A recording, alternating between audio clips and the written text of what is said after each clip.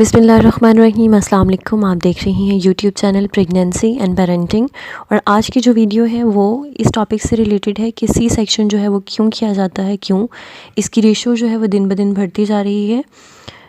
इस वीडियो में हम दो तरह से इन रीज़न्स को डिस्कस करेंगे। एक तो हम बात करेंगे प्लान्ड सी सेक्शन के बारे में, यानी कि जब डॉक्टर आपको पहले से बता देती है कि आपका सी सेक्शन होगा तो उस टाइम पे क्या क्या वजूहात होती हैं जिनकी बेस पे आपको ये कहा जाता है।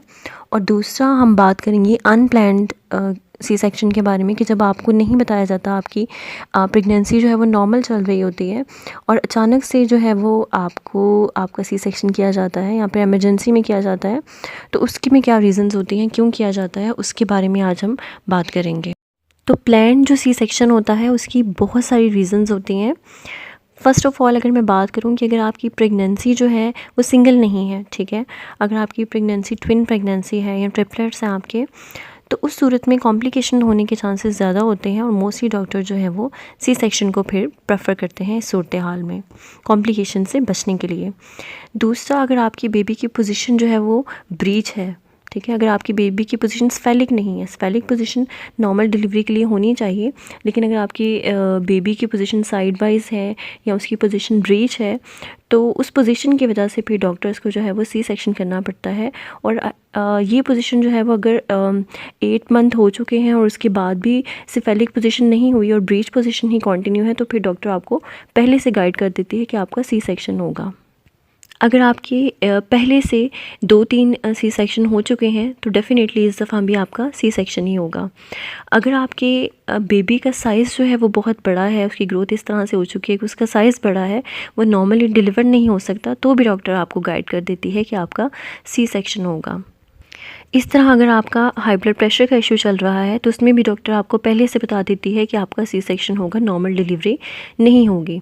अगर आपको डायबिटीज़ है तो उसमें भी डॉक्टर आपको पहले से गाइड कर देती है। या माँ को कुछ ऐसी बीमारियाँ होती हैं जैसे कि अगर उसको HIV है या हर्पेस सिम्प्लेक्स वायरस डिज़ीज़, इस तरह की कोई डिज़ीज़ है जो वायरस से रिलेटेड है, तो उसमें भी जो है वो डॉक्टर आपको पहले ही गाइड कर देती है कि आपका जो है वो सी सेक्शन होगा। या अगर माँ की जो पेल्विक बोन्स है वो इतना स्ट्रेच नहीं हो सकती कि बेबी को नॉर्मल डिलीवर कर सकें, तो उसमें भी डॉक्टर आपको गाइड कर देती है कि आपका सी सेक्शन होगा। ये सारी रीज़न्स होती हैं जिसमें डॉक्टर आपको पहले से बता देती है कि आपका सी सेक्शन होगा, नॉर्मल डिलीवरी नहीं होगी। इसके अलावा एज ऑफ मदर भी मैटर करती है। अगर माँ की उम्र बहुत छोटी है और वो लेबर पेन्स को बर्दाश्त नहीं कर सकती, और अगर उसकी उम्र जो है वो बहुत ज़्यादा है और कॉम्प्लिकेशंस के चांसेस चूँकि फिर बढ़ जाते हैं, तो उस सूरत में भी डॉक्टर आपको पहले ही गाइड कर देती है कि आपका जो है वो सी सेक्शन होगा। इस तरह नॉर्मल डिलीवरी होने के लिए मदर की जो हेल्थ होती है वो बहुत ज़्यादा ज़रूरी होती है, यानी कि उसने फॉलिक एसिड लिया हो, अच्छी डाइट ली हो, रेगुलर चेकअप करवाए हों, एक्सरसाइज की हो, अपनी हेल्दी डाइट को मेंटेन किया हो, उसकी सेहत इस बात की इजाज़त देती हो कि वो नॉर्मल डिलीवरी को बेयर कर सके, तो माँ की जो हेल्थ होती है वो भी बहुत ज़्यादा ज़रूरी होती है। तो अगर डॉक्टर को लगे कि नहीं, आपको पहले ही खून की कमी का शिकार है और आपकी हेल्थ कंडीशन ही ऐसी नहीं है, तो भी फिर वो आपको जो है वो गाइड कर देती है कि आपका सी सेक्शन होगा। अब बात करते हैं अनप्लैन्ड या इमरजेंसी सी सेक्शन के बारे में। ये वो सी सेक्शन है जिसके बारे में डॉक्टर ने आपको नहीं बताया हुआ, आपको कोई डेट नहीं दी हुई, आप डॉक्टर के पास जाते हैं और वो आपको कहती है कि भाई अब आपका जो है वो फ़ौरन से ऑपरेशन होगा।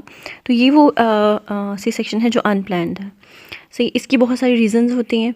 फॉर एग्ज़ाम्पल, आप गई हैं डॉक्टर के पास, आपको पेन्स आ रही थी, डॉक्टर ने आपको एडमिट कर लिया, लेकिन हॉस्पिटल जाके वो पेन्स जो है वो ग्रो नहीं कर रही, फर्दर उसमें कोई प्रोग्रेस नहीं हो रही, तो फिर डेफ़िनेटली वो जो है वो आपको ऑपरेशन की तरफ लेके जाएंगी और बच्चा जो है वो सी सेक्शन के थ्रू जो है वो डिलीवर होगा।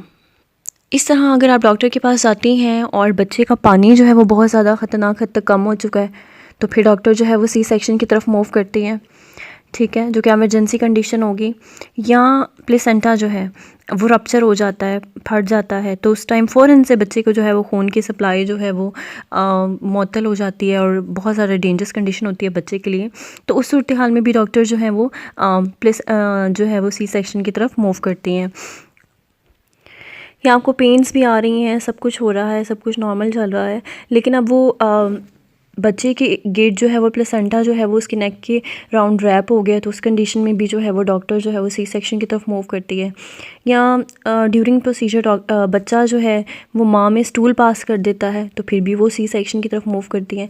या डॉक्टर को ऐसा लगता है कि बच्चा जो है वो फीटल डिस्ट्रेस में जा रहा है, उसकी हार्ट बीट जो है वो डिस्टर्ब हो रही है और वो इस चीज़ को बेयर नहीं कर पा रहा, इस लेबर के प्रोसेस को, तो वो जो है वो फिर उस सी सेक्शन की तरफ जाती हैं ताकि सेफ़ली बच्चे को जो है वो बाहर निकाला जा सके।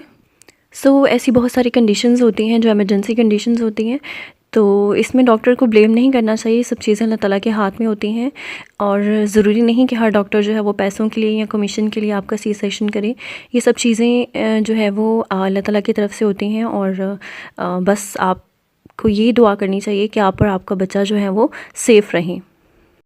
आई होप आज की वीडियो आपको अच्छी लगी होगी। मिलते हैं नेक्स्ट वीडियो में। अपना ख्याल रखिए। अल्लाह हाफ़िज़।